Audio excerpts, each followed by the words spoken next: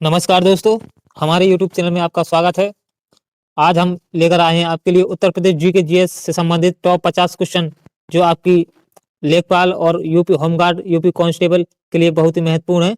तो चलिए आज की क्लास स्टार्ट करते हैं। आज का पहला क्वेश्चन, 1922 में भील सेवा मालन की स्थापना किसने की थी?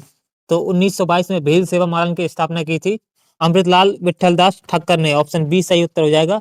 अमृतलाल विट्ठलदास ठक्कर ने 1922 में भील सेवा मालन की स्थापना की थी।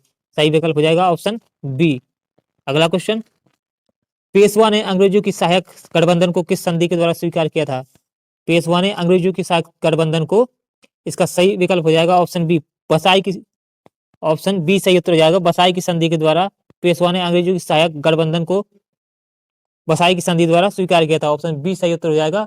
बसाई की संधि 31 दिसंबर 1802 को हुई थी। अगला क्वेश्चन, स्वतंत्रता आंदोलन के दौरान रविन्द्रनाथ टैगोर ने नाइटहुड की उपाधि किस घटना के विरोध में वापस कर दी थी? तो इसका सही उत्तर हो जाएगा जलियांवाला बाग हत्याकांड 13 अप्रैल 1919 को हुआ था। इस घटना के दौरान रविन्द्रनाथ टैगोर ने नाइटहुड की उपाधि वापस कर दी थी। ऑप्शन बी सही उत्तर हो जाएगा। अगला क्वेश्चन देखते हैं, निम्नलिखित में से किस राज्य का जनसंख्या घनत्व सबसे कम है? जनसंख्या घनत्व क्या होता है? तो जनसंख्या घनत्व प्रति वर्ग किलोमीटर में निवास करने वाले व्यक्तियों की कुल संख्या से होता है जनसंख्या घनत्व का मतलब। तो इसका सही उत्तर हो जाएगा जनसंख्या घनत्व अरुणाचल प्रदेश का सबसे कम है। ऑप्शन ए सही उत्तर हो जाएगा। अगला क्वेश्चन, सूरदास किसके शिष्य थे? तो सूरदास किसके? वल्लभाचार्य के शिष्य थे। ऑप्शन ए सही उत्तर हो जाएगा वल्लभाचार्य। अगला क्वेश्चन, यूरोप का बीमार आदमी किस देश को कहा जाता है? तो यूरोप का बीमार आदमी, सही उत्तर हो जाएगा, टर्की को कहा जाता है। ऑप्शन डी सही उत्तर हो जाएगा। अगला क्वेश्चन, जर्मनी का एकीकरण किस वर्ष हुआ था? तो जर्मनी का एकीकरण 1990 में हुआ था। ऑप्शन डी सही उत्तर हो जाएगा 1990। अगला क्वेश्चन, 19 अप्रैल 1775 की घटना का क्या नाम है जिसमें 200 अंग्रेजी सैनिक मारे गए थे? तो इसका सही उत्तर हो जाएगा लेक्सिंगटन की घटना। ऑप्शन डी सही उत्तर हो जाएगा। लेक्सिंगटन की घटना है जो 19 अप्रैल 1775 को हुई थी, जिसमें 200 अंग्रेजी सैनिक मारे गए थे। ऑप्शन डी सही उत्तर हो जाएगा।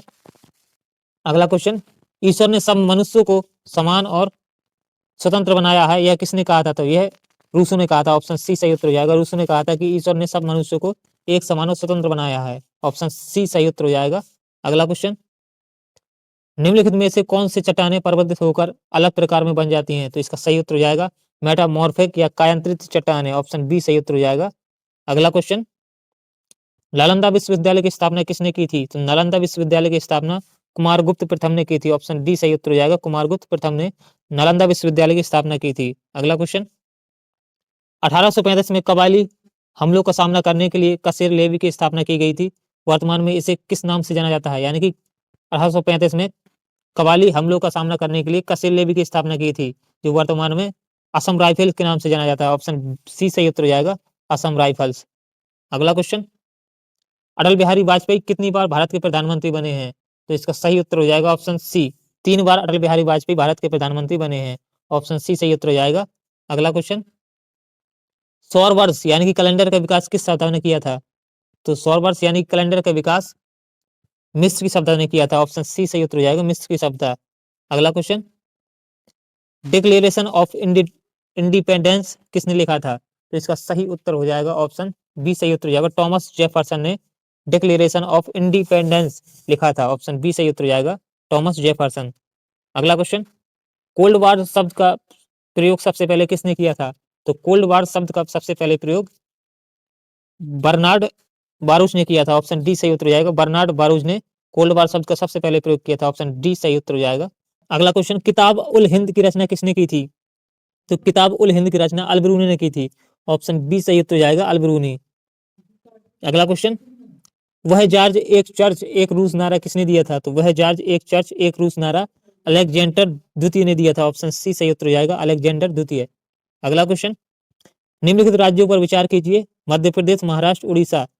तो छत्तीसगढ़ का निर्माण किन राज्यों के हिस्सों से बनाया गया था? तो छत्तीसगढ़ का निर्माण मध्य प्रदेश से छत्तीसगढ़ को अलग करके बनाया गया था। तो इसका सही उत्तर हो जाएगा ऑप्शन ए सही उत्तर हो जाएगा, केवल एक, यानी कि मध्य प्रदेश से अलग करके छत्तीसगढ़ राज्य को बनाया गया था। तो ऑप्शन ए सही उत्तर हो जाएगा।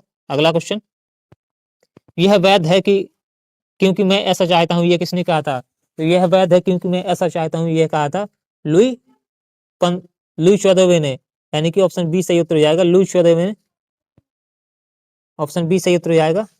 अगला क्वेश्चन, नृत्य रूप लटा पद किस नृत्य से संबंधित है? तो नृत्य रूप लटा पद ऑप्शन सी सही उत्तर हो जाएगा, भरतनाट्यम से संबंधित है। तो ऑप्शन सी सही उत्तर हो जाएगा, नृत्य रूप लटा भरतनाट्यम नृत्य से संबंधित है। ऑप्शन सी सही उत्तर हो जाएगा। अगला क्वेश्चन, हमारे शरीर में रोमाभी उपकलाएं जिसमें किसमें मिल सकती हैं? तो हमारे शरीर में रोमाभी उपकलाएं ट्रैकिया मस्तिष्क की पार्श्व गुहाओं और अंडवाहिनियों में मिल सकती हैं। ऑप्शन डी सही उत्तर हो जाएगा, ट्रैकिया मस्तिष्क की पार्श्व गुहाओं और अंडवाहिनियों में रोमाभी उपकलाएं मिल सकती हैं। ऑप्शन डी सही उत्तर हो जाएगा। अगला क्वेश्चन, हीमोग्लोबिन और साइटोक्रोम का घटक है? तो हीमोग्लोबिन और साइटोक्रोम का मुख्य घटक आयरन है। ऑप्शन सी सही उत्तर हो जाएगा, आयरन।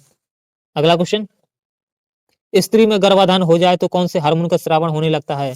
स्त्री में जब गर्भाधान हो जाता है तो इसका सही उत्तर हो जाएगा, कोरियोनल गोनाडोट्रोपिन हार्मोन का स्रावन होने लगता है। ऑप्शन बी सही उत्तर हो जाएगा।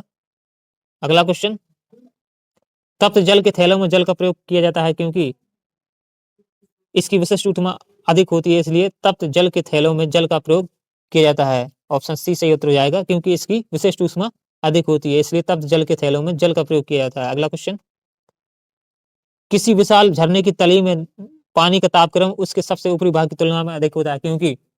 तो इसका सही उत्तर हो जाएगा ऑप्शन सी, गिरते हुए पानी की गतिज ऊर्जा ऊष्मा में परिवर्तित हो जाती है, इसीलिए किसी विशाल झरने की तली में पानी का तापक्रम उसके सबसे ऊपरी भाग की तुलना में अधिक होता है। ऑप्शन सी सही उत्तर हो जाएगा, क्योंकि गिरते हुए पानी की गतिज ऊर्जा ऊष्मा में परिवर्तित हो जाती है। ऑप्शन सी सही उत्तर हो जाएगा। अगला क्वेश्चन, एक फ्यूज तार में मुख्य रूप से क्या होना चाहिए? तो एक फ्यूज तार में मुख्य रूप से अल्प गलनांक और उच्च प्रतिरोध होना चाहिए, यानी कि निम्न गलनांक और उच्च प्रतिरोध होना चाहिए। ऑप्शन सी सही उत्तर हो जाएगा। अगला क्वेश्चन, वह उपकरण कौन सा है जिससे समुद्र की गहराई को मापने के लिए ध्वनि तरंगों का प्रयोग किया जाता है? तो ऑप्शन सी उत्तर हो जाएगा, सोनार का उपयोग करके हम समुद्र की गहराई को मापने के लिए ध्वनि तरंगों का प्रयोग करते हैं। ऑप्शन बी सही उत्तर हो जाएगा, सोनार। अगला क्वेश्चन, जल में कठोरता किसकी उपस्थिति के कारण आ जाती है? तो जल में कठोरता का कारण है कैल्शियम और मैग्नीशियम के क्लोराइड, यानी कि CaCl2 और MgCl। ऑप्शन बी सही उत्तर हो जाएगा, कैल्शियम तथा मैग्नीशियम के क्लोराइड। ऑप्शन बी सही उत्तर हो जाएगा। अगला क्वेश्चन, हीलियम से भरा गुब्बारा वायु में उड़ने लगता है क्योंकि हीलियम का घनत्व वायु से कम होता है, इसलिए हीलियम से भरा गुब्बारा वायु में उड़ने लगता है। ऑप्शन सी सही उत्तर हो जाएगा, हीलियम का घनत्व वायु से कम होता है, इसलिए गुब्बारा वायु में उड़ने लगता है, यानी कि हवा में उड़ने लगता है। अगला क्वेश्चन, किस वर्ष जाति और धर्म से संबंधित अपराधों के लिए सजा देने के लिए नागरिक अधिकार अधिनियम की सुरक्षा पारित की गई थी? इसका सही उत्तर हो जाएगा ऑप्शन सी, 1955 में।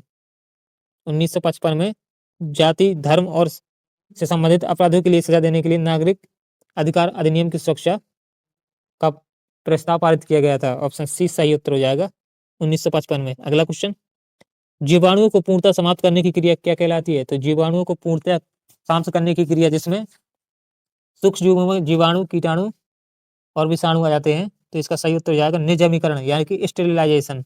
ऑप्शन डी सही उत्तर हो जाएगा, स्टेरिलाइजेशन यानी कि निर्जमीकरण। अगला क्वेश्चन, कोशिकाओं में ग्लूकोज में जारण में प्रथम चरण कौन सा है? तो इस ऑप्शन सी सही उत्तर हो जाएगा, ग्लाइकोलिसिस। कोशिकाओं में ग्लूकोज के जारण में प्रथम चरण है। ऑप्शन सी सही उत्तर हो जाएगा। अगला क्वेश्चन, सबसे अधिक विषैला उत्सर्जी पदार्थ कौन सा होता है? तो इसका सही उत्तर हो जाएगा, सबसे विषैला उत्सर्जी पदार्थ अमोनिया होता है, NH3। इस अमोनिया का सूत्र कौन है? NH3। इसका सही उत्तर हो जाएगा ऑप्शन ए, अमोनिया सबसे अधिक विषैला उत्सर्जी पदार्थ है। अगला क्वेश्चन, निम्नलिखित में से वह पदार्थ कौन सा है जो प्रायः फ्लोरोसेट ट्यूबों में इस्तेमाल किया जाता है? यानी कि फ्लोरोसेट ट्यूबों में इस्तेमाल होने वाला पदार्थ कौन सा है? तो इसका सही उत्तर हो जाएगा ऑप्शन सी, परत वाष्प और आर्गन को फ्लोरोसेट ट्यूबों में इस्तेमाल किया जाता है। ऑप्शन सी सही उत्तर हो जाएगा, परत वाष्प और आर्गन। अगला क्वेश्चन, अजातशत्रु ने निम्नलिखित में से किस राज्य द्वारा उत्पन्न आक्रमण के खतरे को देखते हुए राजगीर की किलेबंदी शुरू की थी? तो इसका सही उत्तर हो जाएगा ऑप्शन ए, अवंती। तो अजातशत्रु ने अवंती राज्य द्वारा उत्पन्न आक्रमण के खतरे को देखते हुए राजगृह की किलेबंदी शुरू की थी। ऑप्शन ए सही उत्तर हो जाएगा, अवंती। अगला क्वेश्चन, सप्तांग सिद्धांत जो प्राचीन राजनीतिक संरचना के 7 अंगों से संबंधित है, किसके द्वारा प्रतिपादित किया गया था सप्तांग सिद्धांत? तो इसका सही उत्तर हो जाएगा ऑप्शन बी सही उत्तर हो जाएगा, कौटिल्य के द्वारा सप्तांग सिद्धांत प्रतिपादित किया था। ऑप्शन बी सही उत्तर हो जाएगा, कौटिल्य के द्वारा सप्तांग सिद्धांत पारित किया गया था। ऑप्शन बी सही उत्तर हो जाएगा। अगला क्वेश्चन, अशोक के किस शिलालेख में 5 समकालीन यूनानी राजाओं का उल्लेख है?